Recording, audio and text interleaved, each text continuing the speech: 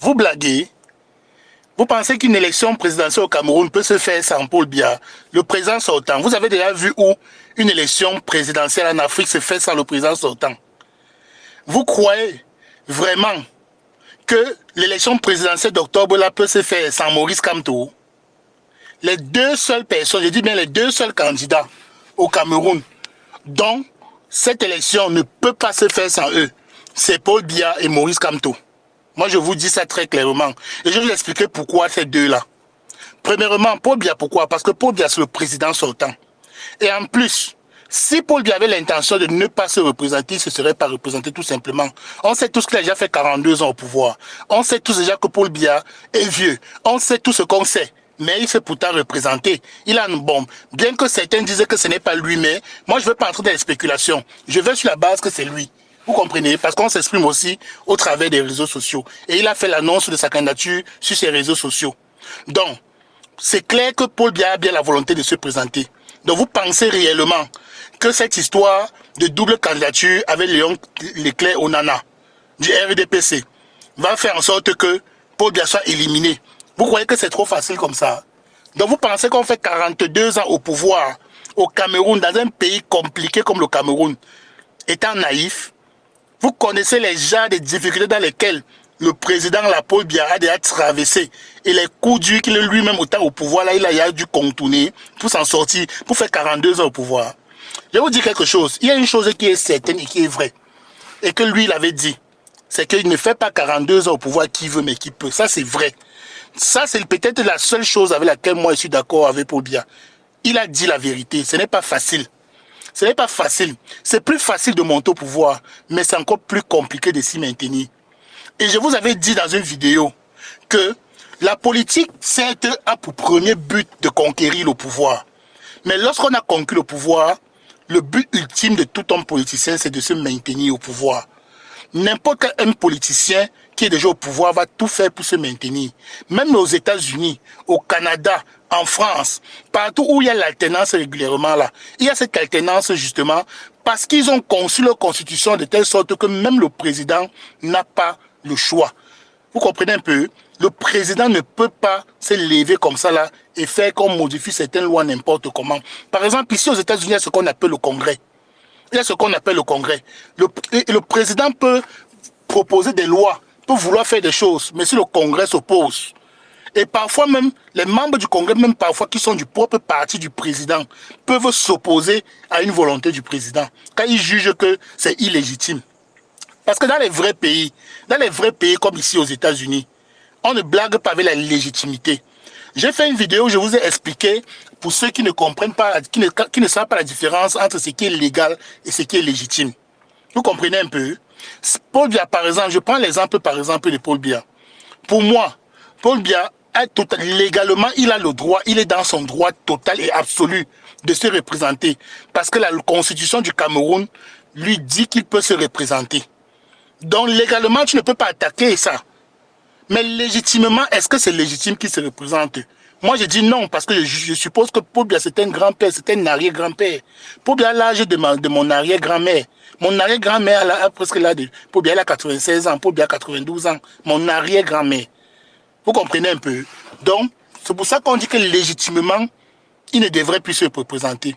Donc, j'étais en train de dire que j'entends depuis ce matin, on dit qu'on va annuler l'élection présidentielle, on va annuler l'élection présidentielle, on va annuler parce que il paraît que dans les 82 candidatures qui ont été déposées, il y a 5 où il y a les doubles candidatures, mais vous vous trompez. Cette élection aura lieu, et aura bien lieu. Vous comprenez, non? Ça sera une élection inédite dans l'histoire du Cameroun, de l'Afrique et du monde. Mais l'élection, s'y aura lieu. Et je vais vous dire quelque chose. Paul Biya ne sera pas éliminé malgré la double candidature. Maurice Kamto sera pas éliminé. Et vous savez pourquoi Maurice Kamto sera pas éliminé? Parce que c'est le Paul Biya lui-même qui va donner l'ordre que on n'élimine pas Maurice Kamto. Parce que, et vous, je ne dis pas ça parce que le gouvernement ou Paul Biya aime trop Maurice Kamto, non. Parce que la présence de Maurice Kamto à cette élection présidentielle crédibilise cette élection présidentielle. Quand on fait une élection, il faut que l'élection soit crédible aux yeux de la communauté internationale. Vous comprenez un peu? C'est très important pour le président en exercice dans tous les pays que l'élection, par exemple, qu'il organise soit crédible. Et la seule personne, le seul candidat qui peut crédibiliser, la seule chose qui peut crédibiliser cette élection présidentielle, c'est un opposant. Et quel opposant? Le plus grand des opposants, qui est Maurice Kamto. Ce n'est pas pour rien qu'en 2000, c'est pas pour rien que c'est pas pour rien là que en 98, Maurice Kamto est allé en prison. Vous avez vu, vous avez entendu en tant qu'il dit que ce président qui a donné l'ordre qu'on libère Maurice Kamto pour qu'il puisse participer aux élections municipales. Vous pensez qu'il a donné l'ordre là parce qu'il est amoureux de Maurice Kamto ou parce que Maurice Kamto est son meilleur ami? Non, c'est politique. C'est politique. C'est pour ça que moi je vous ai toujours dit que Paul Biya c'est un grand politicien. Même si tu n'aimes pas le lièvre, accepte qu'il court vite. Paul Biya c'est un grand politicien. Il faut reconnaître ça. Et je vais vous dire encore quelque chose qui peut-être va pas être d'accord avec beaucoup de gens. Tout le monde là, tous ces politiciens là, qui veulent monter au pouvoir là, s'ils montent et ils ont l'opportunité de se maintenir, ils vont se maintenir. Exactement comme Paul Biya fait. Donc moi, personnellement, je n'en veux pas à Paul Biya parce qu'il a fait 42 ans au pouvoir. Je lui en veux pas parce qu'il a fait 42 ans au pouvoir.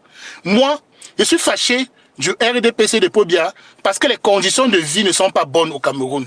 Vous voyez, moi aussi j'étais au Cameroun. J'ai fréquenté, j'ai fait les études, j'ai eu du mal à trouver le travail. J'ai eu du mal à faire ceci, j'ai eu du mal. Vous comprenez un peu? C'est pas tout le monde qui a les grâces et qui a la chance que moi j'ai eu. Donc, c'est pour ça que moi je peux attaquer Paul Biya sur son bilan, mais pas sur le fait qu'il ait fait 42 ans au pouvoir. Parce que n'importe quel politicien qui monte au pouvoir et qui a la possibilité de s'y maintenir, va s'y maintenir. Moi, je vous dis ça cache. Donc, déjà, je vous ai dit que Maurice Kamto va passer à cette élection. Même si la candidature de celui-là va créer problème avec de Yebga qui a déposé pour le Manidem là, c'est pas bien, ça va venir de la présidence même. On m'a dit que, allez, faites passer la candidature de Maurice Kamto. Parce qu'il n'y a que Maurice Kamto pour crédibiliser cette élection. Donc ça, c'est une élection qui va se jouer entre deux personnes, entre Paul Biya et Maurice Kamto. Tous les autres, la Cabral, Libye, Joshua aussi, tout ça, ce sont que des plaisantins. Ce sont des mouches, vous voyez, quand il y a une fête, et les grands sont assis à la table en train de manger, et il y a les mouches qui tournent autour, non. Cabral, Libye, Joshua aussi, tous ces gens-là, c'est les mouches qui tournent autour de la table, là. Cabral, Libye, même pour lui, là, il ne sert absolument à rien dans cette élection. Il ne sert qu'à augmenter le nombre de candidats. Vous comprenez un peu? C'est de ça qu'il s'agit. Cette élection présidentielle, c'est une élection entre deux candidatures, entre RDPC et le Manidem MRC. Et c'est une élection entre deux personnes, entre Paul Biya et Maurice Kamto. Ne vous cassez même pas. Tout le tapage qui est en train de se faire là, qu'on dit qu'on va éliminer Maurice Kamto, ne vous dérangez pas. Maurice Kamto ne sera jamais éliminé de cette élection. Et Maurice Kamto sait. Il le sait parce que lui-même c'est un fin politicien. Vous comprenez? Si vous vous imaginez, si à l'heure-ci, le gouvernement, on fait comme ça, comme ça, je dis qu'on élimine Maurice Kamto des élections. Vous-même, vous pouvez un peu imaginer ce qui va se passer dans l'esprit des gens. Déjà, l'élection ne sera plus crédible. Parce que on dira que pour que le RDPC, pour que Paul Biya gagne les élections, il a fallu qu'il trouve des stratagèmes pour éliminer son adversaire direct. Et c'est ce discours qui va circuler dans tous les médias étrangers, dans tous les médias et tout. Et rassurez-vous, le gouvernement n'aime pas ça. Vous comprenez un peu? Tout acte qu'on pose, tout acte que le gouvernement pose, qu'un gouvernement pose, ils veulent crédibiliser cet acte-là. C'est très important. C'est pour ça que vous voyez, je vais vous prendre un exemple, par exemple. Quand vous voyez par exemple les terroristes dans certains pays qui font des actes terroristes, vous savez, ils évoquent toujours des raisons pour justifier, pour crédibiliser l'acte qu'ils ont posé, même s'ils sont des terroristes. C'est pour vous dire qu'il est très important que quand tu poses un acte, tu rends cet acte crédible, en posant des actes ou en prenant des décisions. Donc Maurice Kamto sera bel et bien candidat. Paul Biya sera bel et bien candidat. On va trouver une pichenette comme ça là dans la loi pour faire passer leur candidature, vous allez voir. Donc moi, c'est le message que je voulais vous dire ce matin. Alors les amis, si tu n'es pas encore abonné, abonne-toi, partage cette vidéo massivement. Parce que mon objectif, quand je vous fais vivre cela, c'est pour vous rêver, c'est pour vous éveiller, et c'est pour vous conscientiser, et c'est pour vous éduquer. Parce qu'il est très important que tu prennes conscience que la politique fait partie de ta vie. La politique qui décide de ta vie. La politique qui décide de l'avenir de tes enfants. Allez, ciao.